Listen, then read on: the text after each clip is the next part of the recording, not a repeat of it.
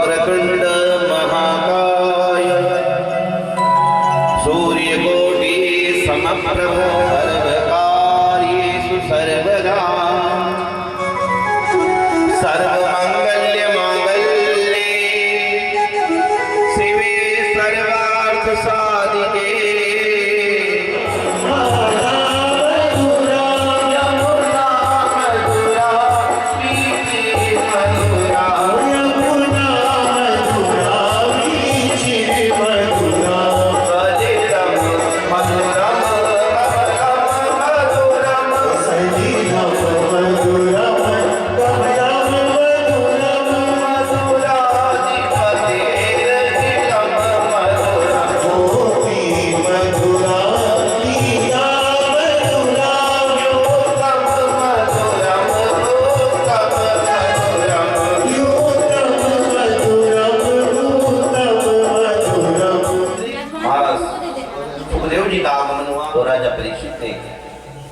सुखदेव जी से प्रश्न कर दिया कि गुरुदेव ये बताइए कि 7 दिन में मुक्ति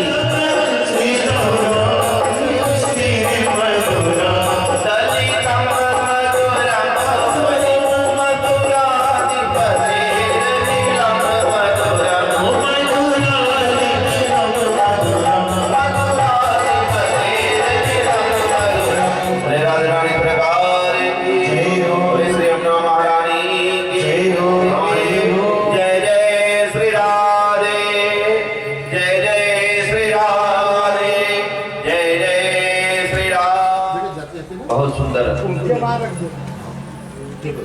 भागवत का प्रसंग सुना। कल हमारे भगवान श्री वासुदेव जी बात कर और मुझे मुक्ति कैसे प्राप्त होगी भगवान।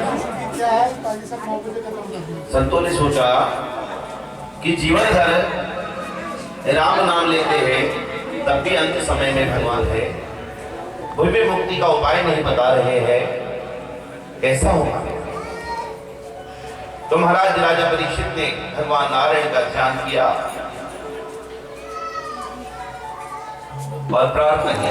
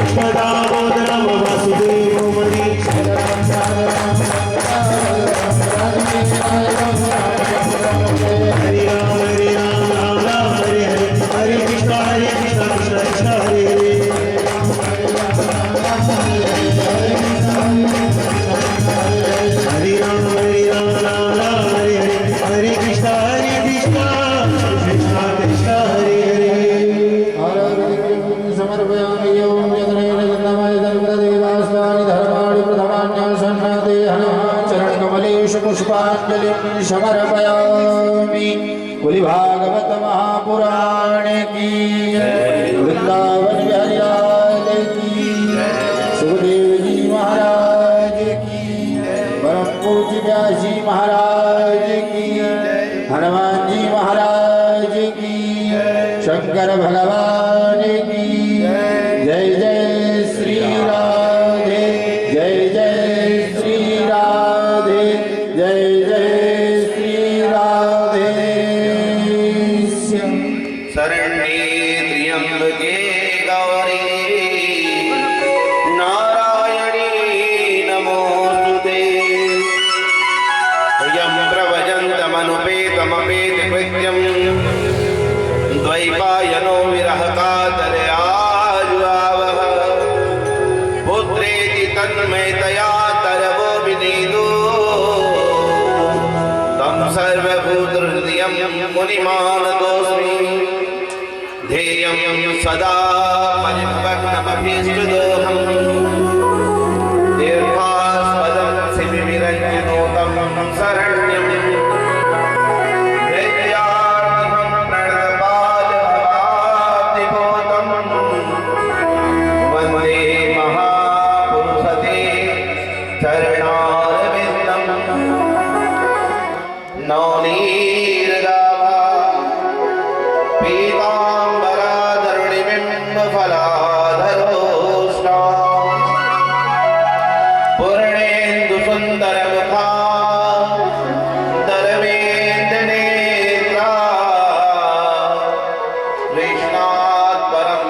पिता त्वमहं न जाने।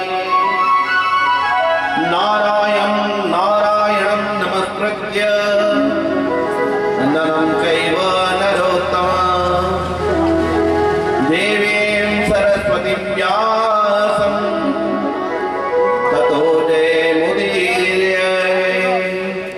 भक्ति भक्त भगवंत गुरु चतुर्नाम बपुए, इनके पद वंदन किए नाशक विघ्नने। मनोजवं मारत तुल्य वेगं जितेन्द्रियं बुद्धिमतां वरिष्ठं। वातात्मजं वानरयोतमुख्यं श्रीरामदूतं शरणं प्रपद्ये। अखण्डमण्डलाकारं व्याप्तं येन चराचरं तत्पदं दर्शितं येन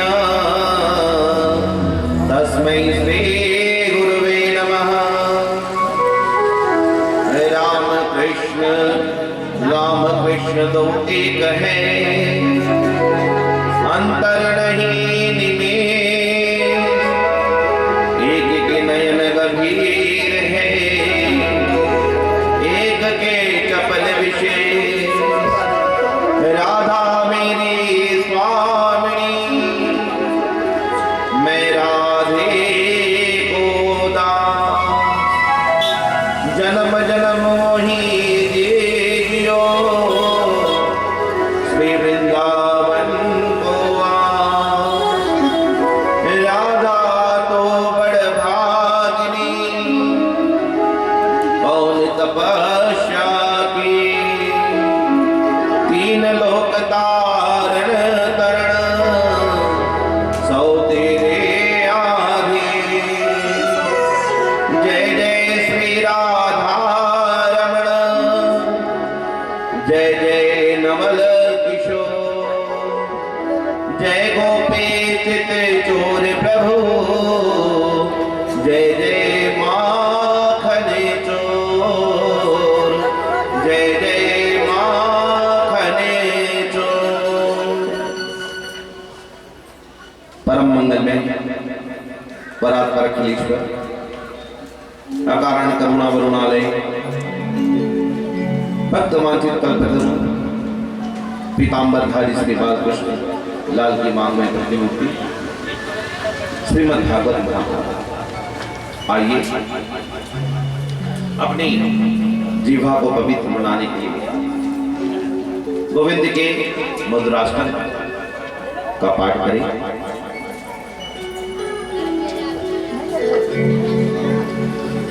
अधरम मधुरम वदनम मधुरम नयनम मधुरम हसितम मधुरम। मधुरम वदनम मधुरम नयनम मधुरम हसितम मधुरम। हृदयम मधुरम गमनम मधुरम मधुराधिपतेरखिलम मधुरम। हृदयम मधुरम गमनम मधुरम मधुराधिपतेरखिलम मधुरम। वचनम मधुरम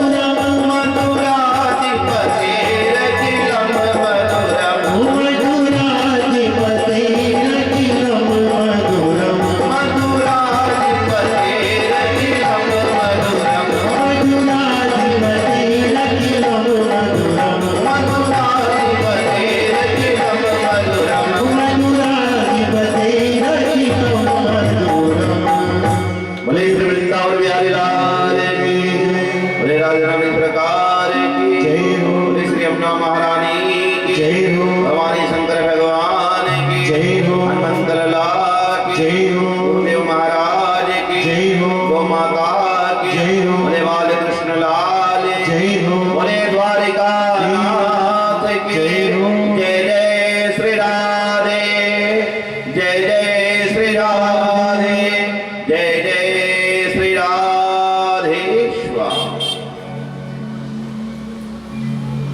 आइए, कल हमने बहुत सुंदर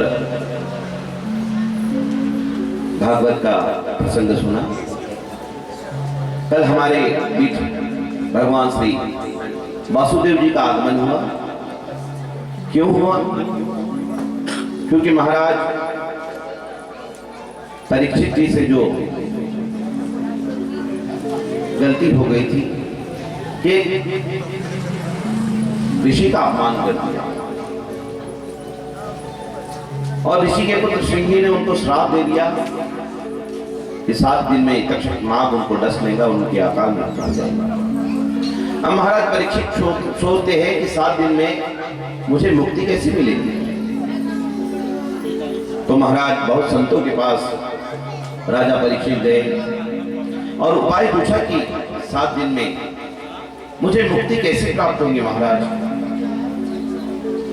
संतों ने सोचा कि जीवन भर राम नाम लेते हैं, तब भी अंत समय में भगवान का नाम नहीं याद आता, और राजा परीक्षित 7 दिन में मुक्ति की बात करते हैं, कैसे होगा। तो महाराज सब शांत हो गए। अब महाराज परीक्षित बड़े विचार में पड़ गए कि इतने बड़े बड़े संत जो है वो भी मुक्ति का उपाय नहीं बता रहे हैं, कैसा होगा। तो महाराज राजा परीक्षित ने भगवान नारायण का ध्यान किया और प्रार्थना की कि हे नारायण, अरे आपने तो मेरी गर्भ में रक्षा की थी, फिर से आज मुझ पर ये विपत्ति आई है, अब आप ही कोई मुझे राह दिखाइए।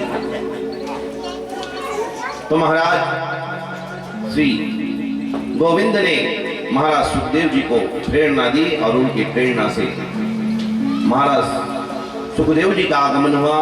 बोले सुखदेव जी महाराज की। तो महाराज जैसे ही सुखदेव जी आए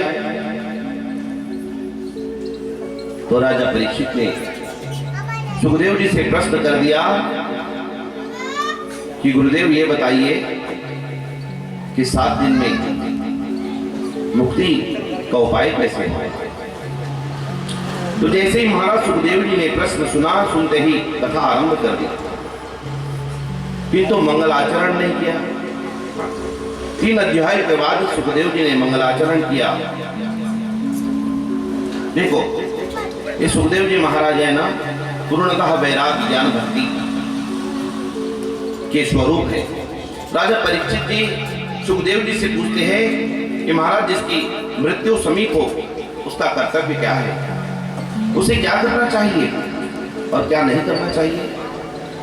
सुखदेव जी ने कहा, भगवान सुखदेव जी कहते कि राजन, ये प्रश्न तुमने बहुत अच्छा किया, और ये प्रश्न अपने लिए नहीं किया महाराज, ये तो पूरे समाज के कल्याण के लिए किया है, पूरे समाज के कल्याण के लिए किया है। सुनो राजन, अंतकाल में वात पित्त और कफ ये दोष होता है और मृत्यु की पीड़ा बड़ी भयंकर होती है, इसलिए मृत्यु से डरते रहो।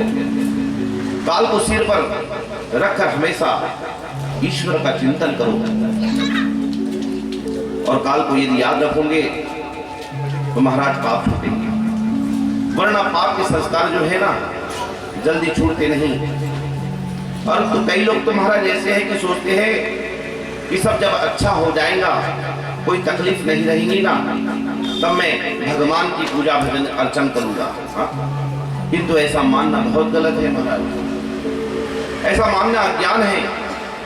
देखो भजन के लिए अनुकूल समय की प्रतीक्षा मत करो, सत्कर्म करने भजन करने में देर मत करो महाराज। एक बार धर्मराज के पास एक याचक मांगने आया। अब महाराज युधिष्ठिर, धर्मराज युधिष्ठिर ने उस याचक को अगले दिन आने के लिए कहा, और जैसे ही भीमसेन ने ये बात सुनी, सुनते ही भीमसेन विजय दुंदुभी बजाने लग गए महाराज। सबने सोचा कि अरे भीमसेन कहीं पागल तो नहीं हो गए, क्योंकि देखो विजय दुंदुभी जो बजाई जाती है ना, कब बजाई जाती है, जब कोई युद्ध में विजय हो, कोई बहुत बड़ी विजय प्राप्त हो, उसी समय विजय धुंदुभी बजाई जाती है।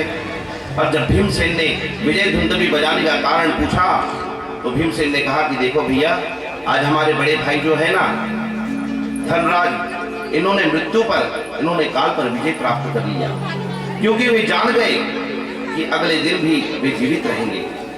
इसलिए याचक को दूसरे दिन आने को कहा। धर्मराज वो अपने भूल का भान हुआ। धर्मराज के मृत्यु पर विजय पाने के लिए मैं ये विजय धुंदुभी बजा रहा हूं। और महाराज जैसे ही धर्मराज ने ये सुना तो उनको अपने भूल का ज्ञान हो गया। धर्मराज ने याचक को तुरंत वापस बुलाया और यथा योग्य दान दिया महाराज। इसलिए भजन सत्कर्म तत्काल करो। जीवन में चाहे कितनी भी मुश्किलें आए, पर ये याद रखना कि मुझे प्रभु से मिलना है। गीता जी में भगवान ने कहा है कि अंतकाले च माम वेद स्मरण मुक्त्वा कलेवर। अंतकाल में जो मेरा स्मरण करता है, मेरा नाम लेता है और मेरा स्मरण करते हुए प्राण छोड़ता है, उसको दिव्य शक्ति गति मिलती है। देखो महाराज, कई लोग समझते हैं कि आज खूब खाओ पियो मजा करो और जब अंतकाल आएगा तो राम राम नाम बोलेंगे और संसार पार हो जाएंगे। पर यह गलत विचार है। इसलिए तो सभी शास्त्र संत ग्रंथ हमेशा यही कहते हैं कि जिस भाव में चिंतन करोगे उसी का अंतकाल में स्मरण होगा। देखो एक बात बताओ, एक सुनार था महाराज, वो बहुत बीमार पड़ गया और बीमार पड़ने के कारण सैया में पड़ गया। वो अब कई महीनों से बीमारी के कारण वो सुनार बाजार नहीं जा पाया। सुसैया में पड़े पड़े उसे कभी सोना तो कभी सोने के बाजार का भाव याद आते रहता, उसी का विचार आते रहता। एक दिन एकाएक उस सुनार की हालत बहुत बिगड़ गई महाराज। अब डॉक्टरों को बुलाया गया। डॉक्टर ने चेकअप किया महाराज और कहा कि अरे इनकी तो शुगर महाराज 430 हो गई है। अब महाराज जैसे सुनार ने ये देखे, सुनार को ज्यादा होश तो था नहीं, ज्यादा होश था नहीं। महाराज जैसे उसने सुना कि उस डॉक्टर ने कहा कि 430 शुगर हो गई, उसे लगा कि महाराज सोने का भाव बढ़ गया।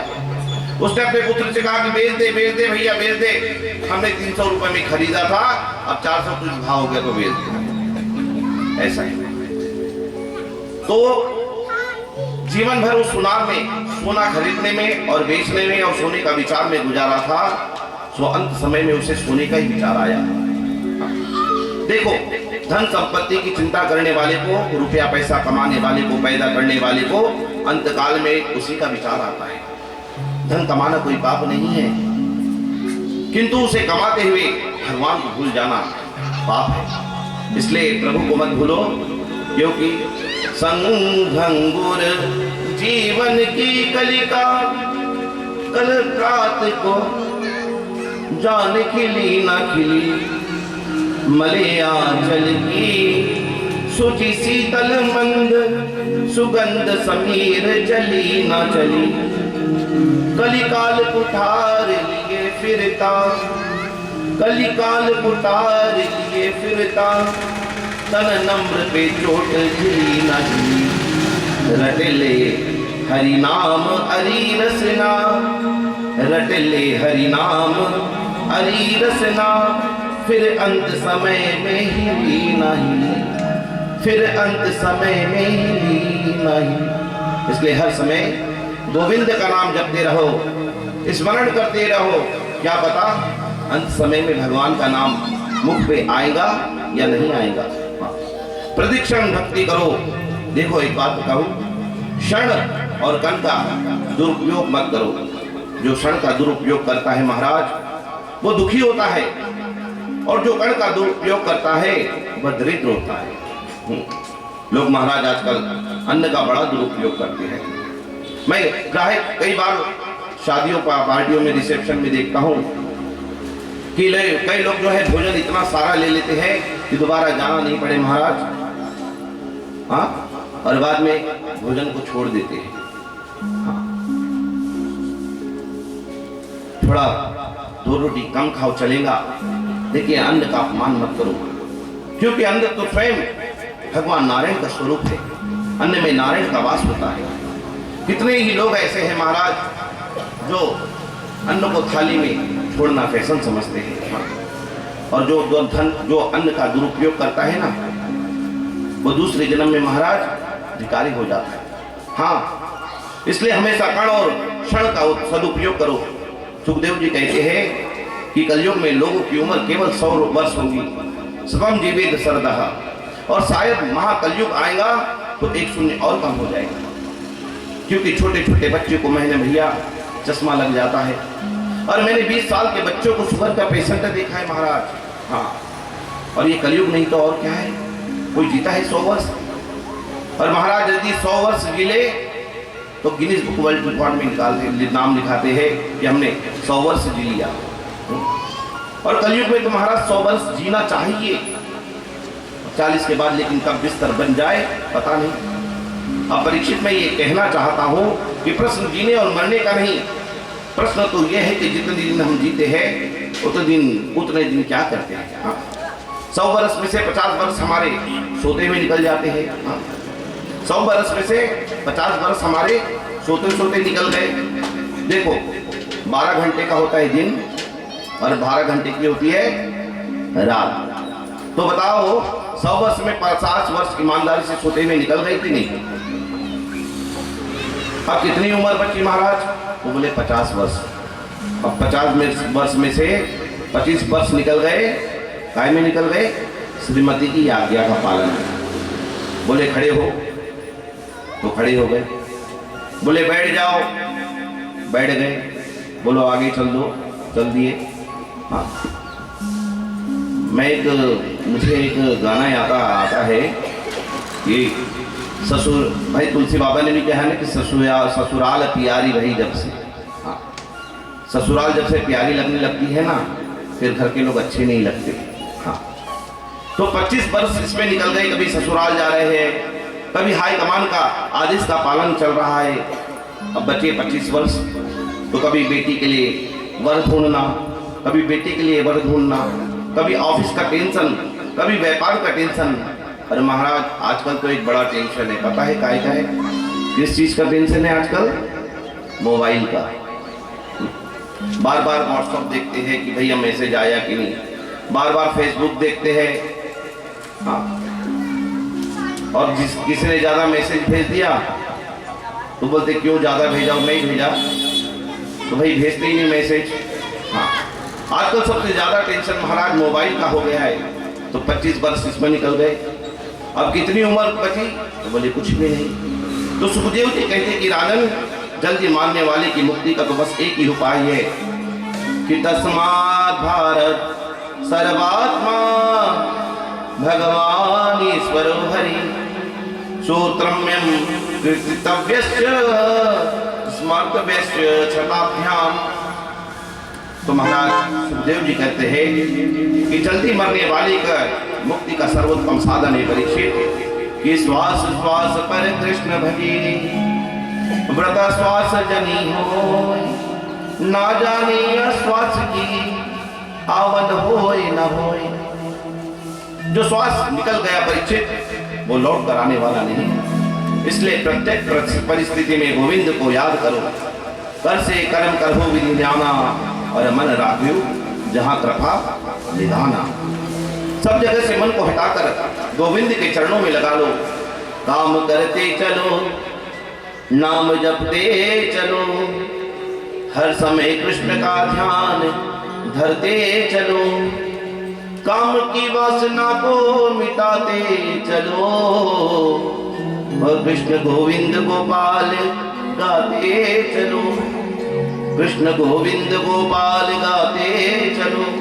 चाहे संसार का कोई काम हम करें, लेकिन हर समय इस मन को गोविंद के चरणों से जोड़ो। देखो लोग परमात्मा को धन देते हैं, किंतु वे तो मन मांगते हैं महाराज। इसलिए जो भी संसारिक व्यवहार करो तो ईश्वर में कृष्ण को रख कर, मन में कृष्ण को रख कर करो। राजा परीक्षित कहते हैं कि गुरु जी, ये मन ही तो बड़ा चंचल है, इसको गोविंद के चरणों में लगाओ तो लगाओ कैसे? ये तो बड़ा भटकता है। देखो महाराज, आप अभी यहाँ कथा में बैठे हैं, लेकिन मन चला गया घर में कि कहीं दरवाजा तो मैं खुला छोड़ नहीं आई। और कभी मन में आता है कि अरे मैंने नौकर को जो बात समझाई थी कहीं वो गलती ना कर दे। और महाराज कभी कभी सोचने लगते हैं कि अरे चिंटू के पापा 5 बजे आने वाले थे, आ तो नहीं हो गए। तो महाराज ये मन क्या क्या सोचने लगता है, बड़ा मन चंचल है ये। और महाराज ये मन अमेरिका जाना है तो 18 घंटे लगते हैं, हाँ कम से कम 18 घंटे। लेकिन यदि मन को अमेरिका पहुंचना है तो केवल आधा सेकंड लगता है। केवल आधा सेकंड के टाइम में मन जो है अमेरिका चला जाता है। बताओ इतनी तेज चलने वाली कोई चीज है, आधा सेकंड में पहुंच जाता है। ये बहुत चंचल है मन। देखो जैसे वायु को मुट्ठी में बंद करना किसी के बस की बात नहीं ना, वैसे मन को भी बस में नहीं किया जा सकता। और गुरुजी आप कहते हैं कि मन भगवान में लगाओ, कैसे लगाओ? तो महाराज भगवान शिवदेव जी ने बड़ी सुंदर बात कही, सुनने लायक है। बोले मन को वश में करना है तो 4 बातों का ध्यान में रखना होगा। राजन पहले तो खड़वांग राजा की कथा बता कि कैसे मन लगने से मुक्ति होती है। बताया मन लगने का तरीका बता रहे हैं कि जितासनो जिता श्वासो जित संगो जितेन्द्रिया स्थूले भगवतो रूपे मन संचारयेत्या। बोले राजा मन को जीतना है तो सबसे पहले आसन को जीतो। एक आसन पे बैठने का प्रयास करो, सुखासन पे बैठो और उसको बोलते हैं जितासन, आसन को जीतना। और दूसरी बात बोले जीता श्वासो। सुखदेव जी कहते हैं कि प्रातः जल्दी उठकर स्नान करें। बोले जीता श्वासो, श्वास को कैसे जीते? तो बोले स्नान करने के बाद प्राणायाम करो। देखो बादाम रोगन की मालिश से तो महाराज बाहर की चमक आ जाती है। और आजकल शरीर को चमकाने के लिए ना बड़े बड़े महंगे महंगे साबुन क्रीम लोशन बाजार में मिलते हैं, लेकिन अंदर की चमक आएगी कहां से? इसमें जो गंदगी भरी है इसकी सफाई का प्रयास तो हम कुछ करते ही नहीं। इसलिए कहते हैं कि हर व्यक्ति को नित्य प्राणायाम करना चाहिए। तो प्राणायाम के 3 प्रकार क्या है? कुंभक, रेचक और पूरक। श्वास को ऐसे खींच के फिर बंद करना, ईश्वर का स्मरण करना और फिर छोड़ देना। तो हर व्यक्ति को प्राणायाम करना चाहिए। ऐसे करने से व्यक्ति अपनी श्वास पर विजय प्राप्त करता है। इसलिए रोज प्राणायाम करो, इससे अंदर की मजबूती मिलती है, इससे भी मन एकाग्रता की ओर बढ़ता है महाराज। और तीसरी बात कही कि जिता संगो, संग जीतो, क्योंकि जैसे रहे संग वैसे ही चढ़े रंग। देखो व्यक्ति में गुण भी संग से आते हैं और दोष भी संग से ही आते हैं महाराज। एक बार की बात है, एक राजा घोड़े पर चढ़कर अकेले जा रहा था। अब महाराज चलते चलते वो जो है ना डाकू, भील डाकू की नगरी में पहुंचा। अब महाराज झोपड़ी के पास से निकला। अब उन भीलों ने अपने द्वार पर एक पिंजड़े में एक तोता पाल रखा था। अब भैया जैसे ही राजा भीलों की झोपड़ी के पास से निकला तो वो तोता चिल्ला उठा कि दौड़ो, पकड़ो, मारो इसे, इसको लूट लो। अब राजा को समझ में आ गया ये तो डाकू की बस्ती आ गई है। तो महाराज उसने पूरे वेग से अपना घोड़ा दौड़ाया। डाकू भील उसके पीछे पीछे दौड़े किंतु राजा को पकड़ नहीं सके। अब भैया जैसे तैसे जान बचाकर राजा आगे बढ़ा तो आगे राजा को मुनियों का आश्रम मिला। अब मुनियों की कुटी के सामने पिंजड़े में बैठा तोता देखा। उन्हें देखते ही बोला कि आइए राजन, आपका स्वागत है। अरे अतिथि पधारे हैं, आसन लाओ, जल लाओ। कुटी से मुनि बाहर आए महाराज, उन्होंने राजा का स्वागत किया।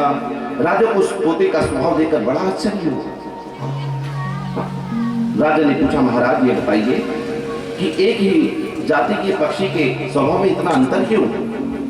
इतने महाराज उन ऋषियों से के बदले तोता पहले बोला कि देखो राजन, हम दोनों एक ही माता पिता के संतान हैं, किंतु उसे वे डाकू ले गए और मुझे ये मुनि ले आए।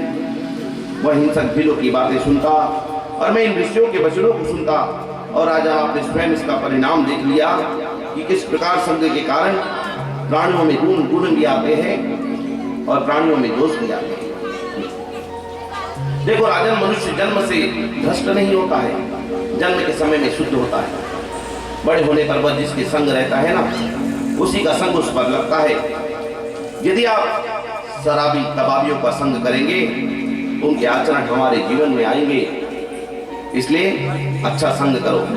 और चौथी बात राजन, कि इंद्रियों को जीतो, कि देखना इंद्रियों के न घोड़े भगे, देखना इंद्रियों के न घोड़े भगे, देखना इंद्रियों के न घोड़े भगे, देखना इंद्रियों के न घोड़े भगे, उनमें हरदम ये संयम के घोड़े लगे, उनमें हरदम ये संयम के घोड़े लगे। अपने रथ को सुमारक लगाते चलो, अपने को निवारक लगाते चलो, कृष्ण गोविंद गोपाल गाते चलो, कृष्ण गोविंद गोपाल गाते चलो। याद आए उनको कभी ना कभी, याद आएगी उनको कभी ना कभी, याद आए उनको कभी ना कभी, याद आएगी उनको कभी ना कभी। कृष्ण दर्शन तो देंगे कभी ना कभी, कृष्ण दर्शन तो देंगे कभी ना कभी। ऐसा विश्वास मन में जगाते चलो, ऐसा विश्वास मन में लगाते चलो, ऐसा विश्वास मन में जगाते चलो, ऐसा विश्वास मन में लगाते चलो। कृष्ण गोविंद गोपाल गाते चलो, कृष्ण गोविंद गोपाल गाते चलो,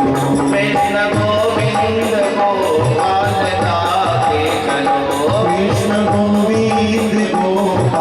गाते चलो, कृष्ण गोविंद गोपाल गाते चलो, कृष्ण गोविंद गोपाल गाते चलो, कृष्ण गोविंद गोपाल गाते चलो, कृष्ण गोविंद गोपाल गाते चलो, कृष्ण गोविंद गोपाल गाते चलो, कृष्ण गोविंद गोपाल गाते चलो, गोविंद गोपाल गाते चलो।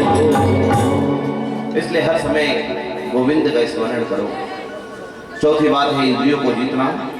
सुखदेव जी कहते कि राजन, यदि मुक्ति को प्राप्त करना है तो सबसे पहले भोगों का त्याग करना पड़ेगा। श्रीखंड खाने में मिलता है, वही सुख सुअर को विष्ठा खाने में मिलता है। इसलिए मनुष्य को चाहिए कि वे धीरे धीरे बुद्धिपूर्वक भोगों का त्याग करें। राजन, तुमने अनेक भोगों का उपभोग किया, अब तुम धीरे धीरे संयम बढ़ाओ और अपने एक एक इंद्रियों को भक्ति रस का पान कराओ। श्री कृष्ण का सतत ध्यान करना ही मनुष्य मात्र का कर्तव्य है। देखो राजन, जन्म उसी का सफल जानो जिसे दूसरी बार गर्भ में आना न पड़े। इसलिए राजन, चिंतन को बढ़ाओ और चिंता को मिटाओ। हमारे सामने समस्या क्यों है? क्योंकि हम चिंता छोड़ते नहीं और महाराज चिंतन करते नहीं। देखो, चिंता संसार की होती है और चिंतन गोविंद का होता है। चिंता चिता की ओर ले जाती है महाराज, और चिंतन गोविंद की ओर ले जाता है। आगे परीक्षित पूछे कि गुरु जी, ये तो बताइए कि आपकी माया से भगवान इस सृष्टि की रचना कैसे करते हैं? स्वामी सुखदेव जी कहते कि राजन, तुमने जो प्रश्न मुझसे पूछा है वही प्रश्न नारद जी ने ब्रह्मा से पूछा था, और ब्रह्मा जी ने नारद की सृष्टि के आरंभ का कथा कही थी, वो सुनो। राजा, सारी सृष्टि में पहले कुछ भी नहीं था। स्थावर जगम अंडज उद्भिज प्रदेश जरायु, बिल्कुल कुछ नहीं था। केवल पर ब्रह्म अपनी आद्य शक्ति के साथ विराजमान थे, क्योंकि बिना शक्ति के तो शक्तिमान है ही नहीं महाराज। पर ब्रह्म को मन में विचार आया कि मैं एक से अनेक हो जाऊं, तो पहले उस ब्रह्म ने जल में निर्माण किया। संस्कृत में जल को महाराज क्या कहते हैं? नार।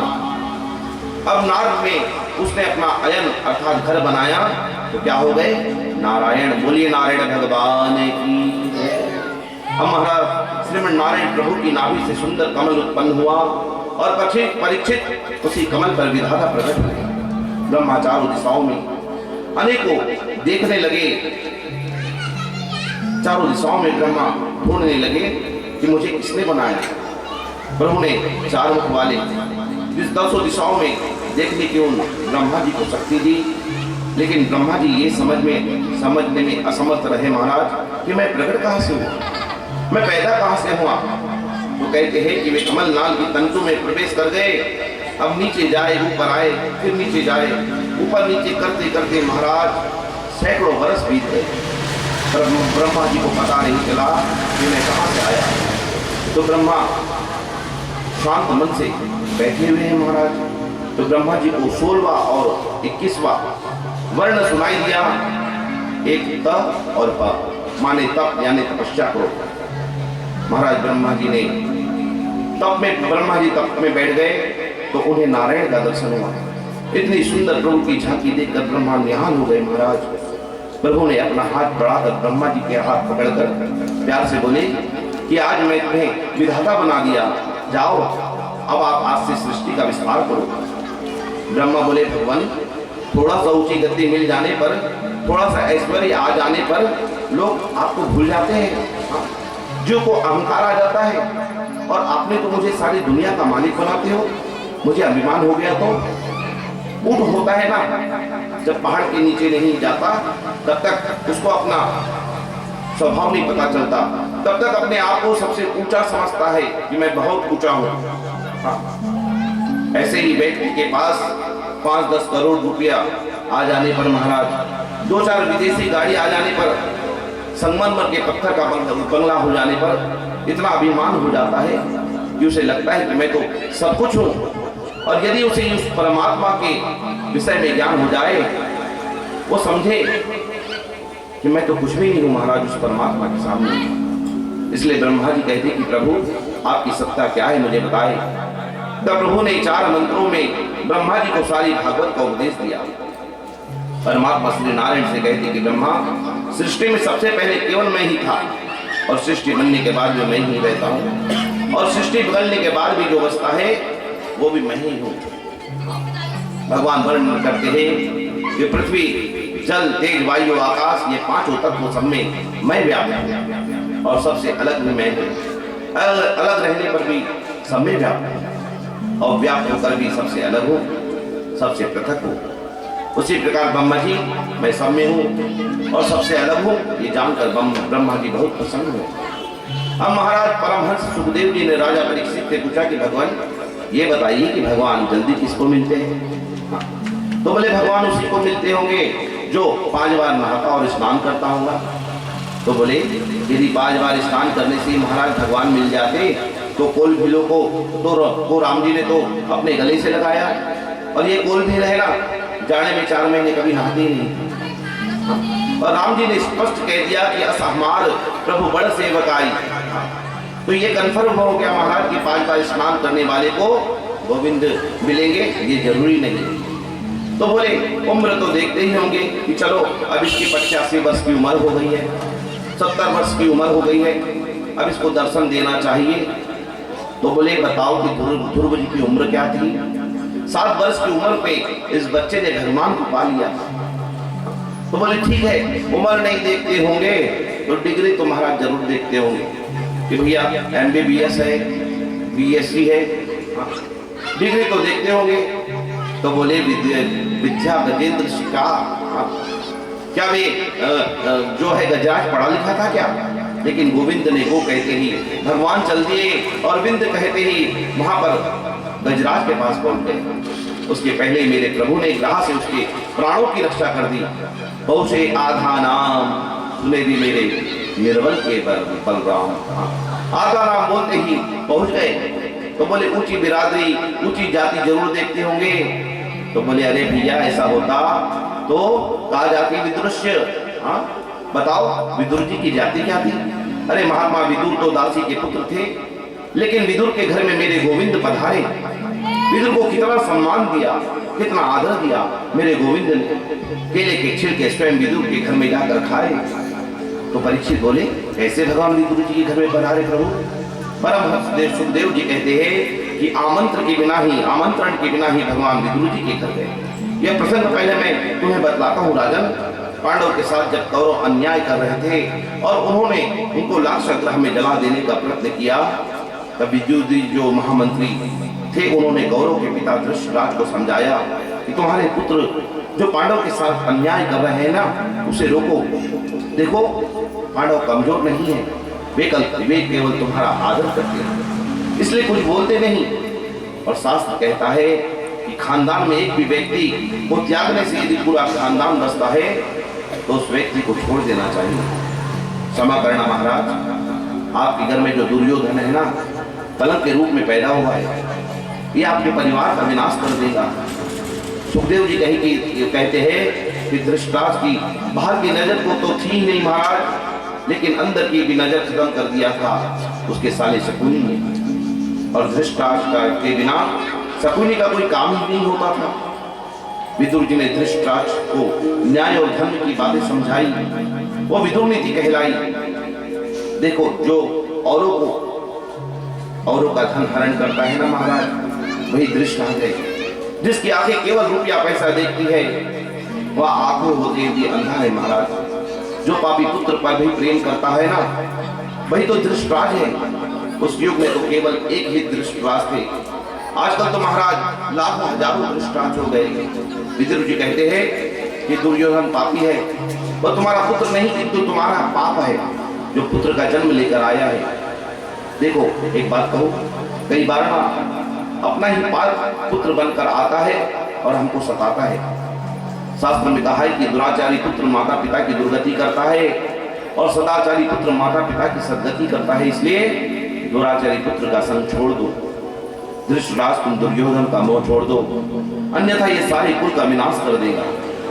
महाराज जब ये सब बातें विदुर जी धृतराष्ट्र को कह रहे थे, तब उसी समय दुर्योधन आ गया। बोला, दासी पुत्र, मेरी कृपा से तुम्हें मंत्री पद मिला और तुम मेरे विरुद्ध मेरा पिता को भड़काते हो, निकल जाओ यहाँ से। आज के बाद महल में प्रवेश किया तो अच्छा नहीं होगा। महात्मा विदुर जी धीर गंभीर थे, उन्होंने अपमान सहन कर लिया। महाराज देखो, वैसे तो महाराज विदुर जी में इतनी शक्ति थी कि एक ही बार यदि दुर्योधन को देख लेते तो दुर्योधन जलकर भस्म हो जाता, किंतु विदुर जी ने अपनी शक्ति का उपयोग नहीं किया।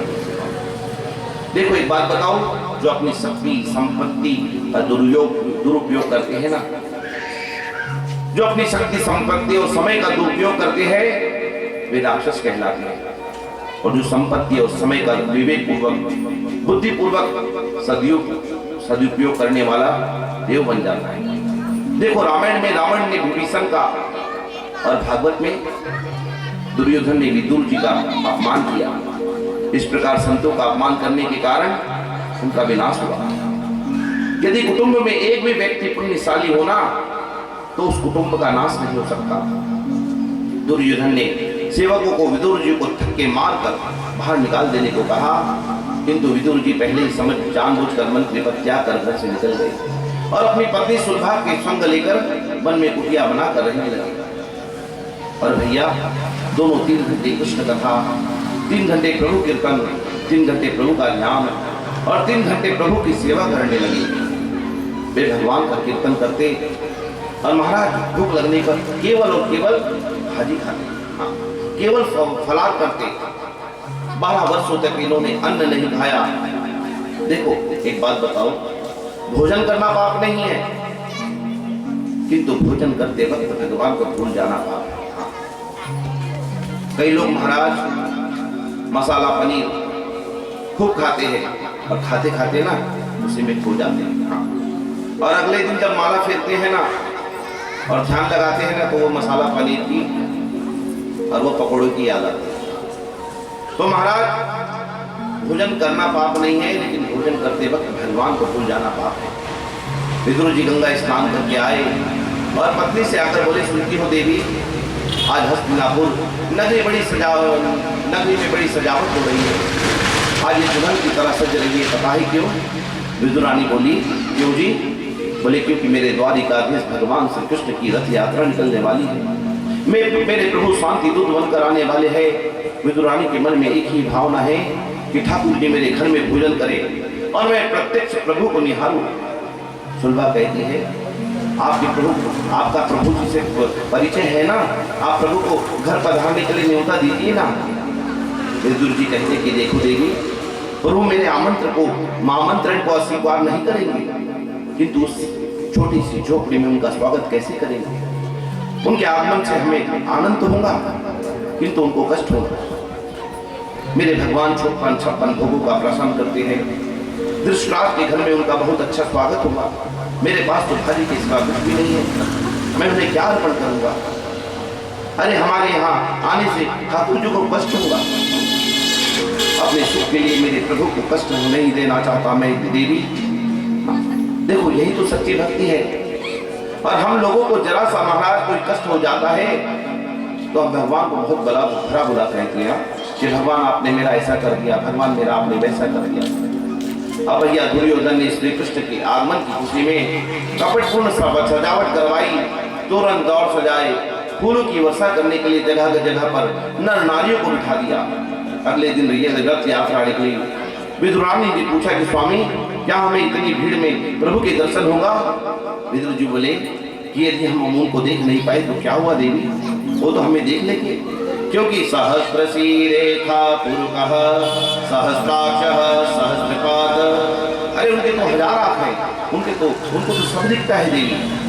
हम मेरे प्रभु की रथ यात्रा निकल रही है, हजारों लोगों फूलों की वर्षा कर रहे हैं, लेकिन प्रभु ने उन और नहीं देखा, क्योंकि प्रभु समझ रहे हैं कि उन पुष्पों से तो स्वार्थ की बू आ रही है। मेरे गोविंद ने निस्वार्थ भक्ति चाहिए, बोले न कि निर्मल मन जन सो मही पावा। मेरे गोविंद को तो निर्मल मन चाहिए, मेरे प्रभु को। विदुर जी और सुलभा भी रथ देख रहे हैं। विदुर जी सोचते हैं कि मेरी ऐसी पात्रता तो नहीं कि भगवान मेरे घर आए, किंतु क्या प्रभु मेरी और एक नजर देखेंगे भी नहीं। प्रभु मैं तो पापी हूँ, किंतु मेरे गोविंद तो पापी का भी उद्धार करते हैं, पतित पावन है। क्या भगवान आप मेरी और देखोगे नहीं, एक दृष्टि भी नहीं करोगे। कृपा कीजिए प्रभु, कृपा कीजिए। मेरी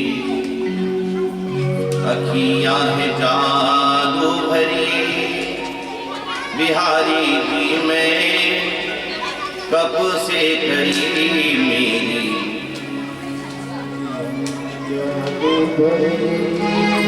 बिहारी जी मैं कब से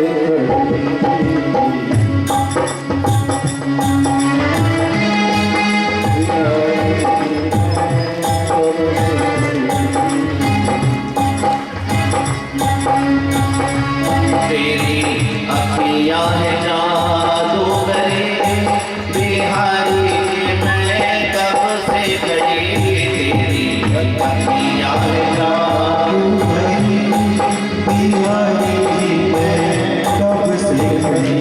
तेरी अखियां है जादू भरी, बिहारी जी मैं कब से खड़ी। तेरी अखियां है जादू भरी, बिहारी जी मैं कब से खड़ी। सुन लो मेरे श्याम सलोना, तुमने मुझ पर कर दिया रोना। सुन लो मेरे शाम सलोनी, तुमने मुझ पर किया तो। मेरी अखियां तुम्हीं से लड़ी, मेरी अखियां तुम्हीं से लड़ी, बिहारी जी मैं कब से खड़ी। तेरी अखियां है जादू भरी, बिहारी जी मैं कब से खड़ी। तेरी अखियां है जादू भरी। राधे विदुर जी कहते हैं कि हे गोविंद, एक बार मेरी ओर नजर करो, एक बार मुझे देख लो गोविंद।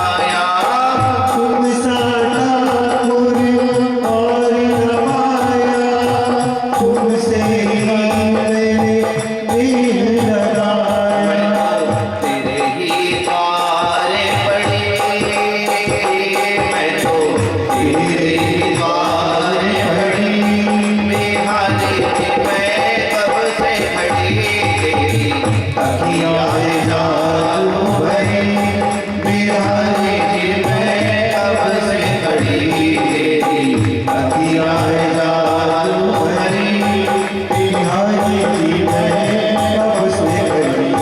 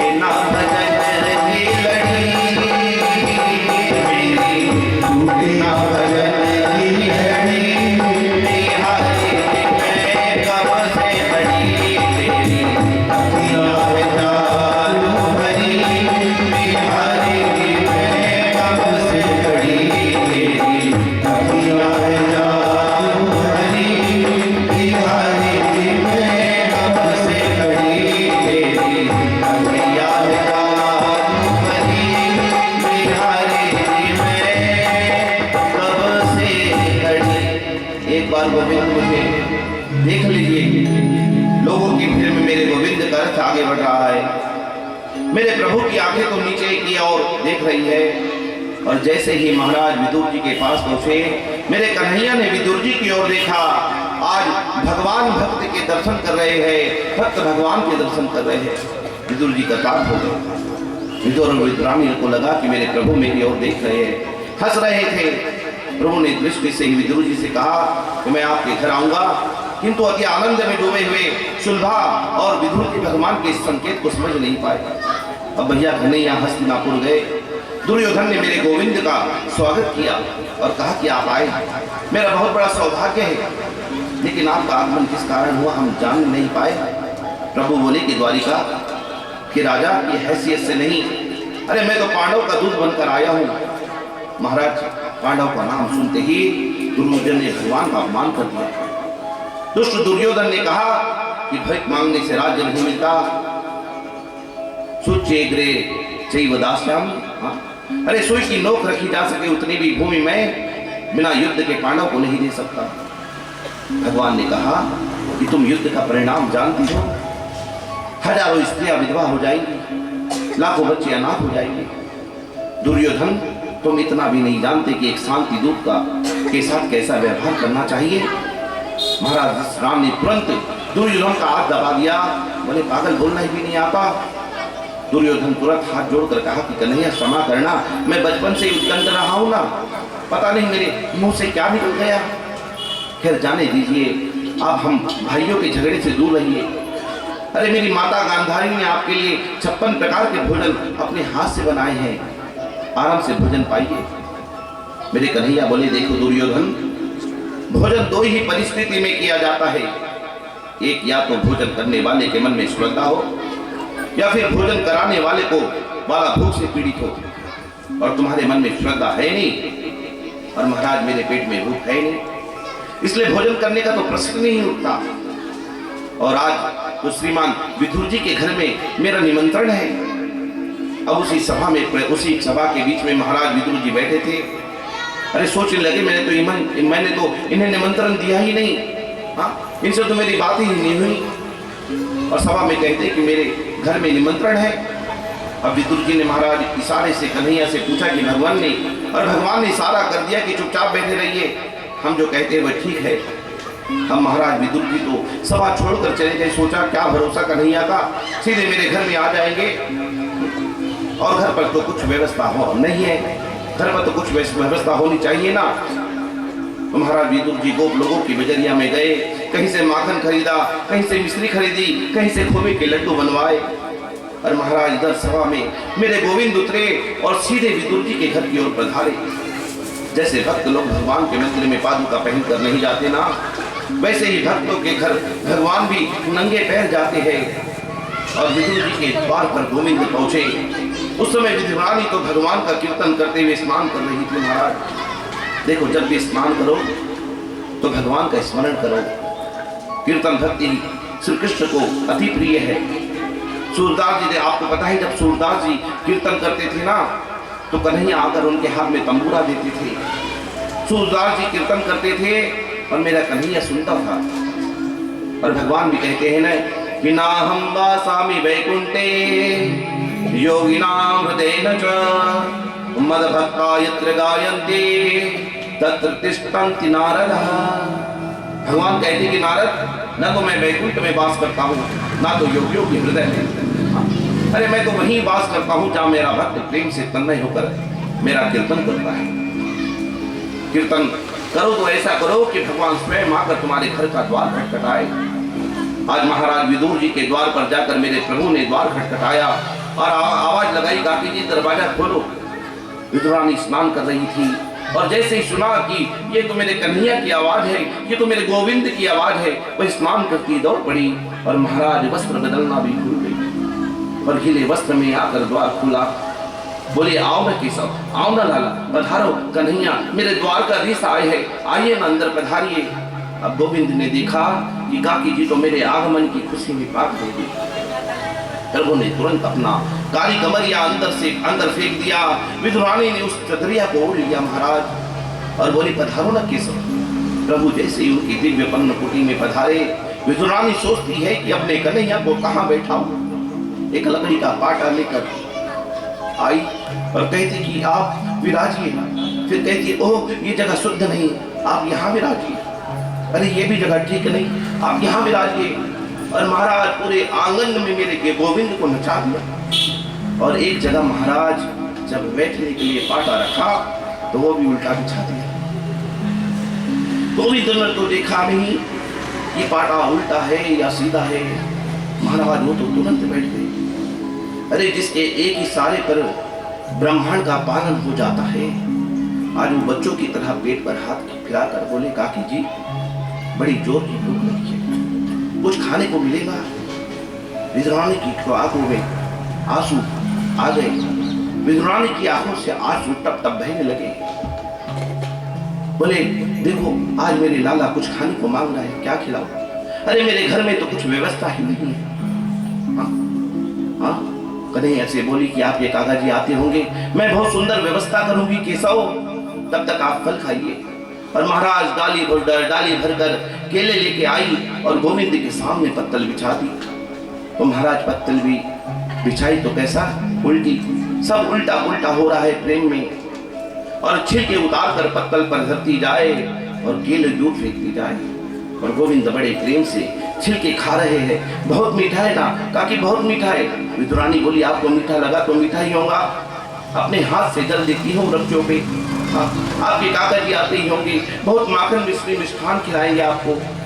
हाँ, अब मेरे प्रभु ने एक छिलका खाया, दूसरा छिलका खाया, मीठा है कहकर गोविंद प्रेम से पा रहे हैं। हाँ, कम से कम महाराज 20 छिलके खा गए। बोले, वृंदावन बिहारी लाल की जय। हाँ, देखो गड़बड़ी तो होनी नहीं थी, भगवान है। 20 छिलके खाए चाहे 40 छिलके खाए, इतने में विदुर जी आ गए और कुटिया के भीतर आकर देखा तो विदुरानी भगवान को छिलका खिला रही है और केले दूर फेंकते जा रही है। विदुर जी पत्नी से बोले कि ये क्या कर रही, किया तुमने?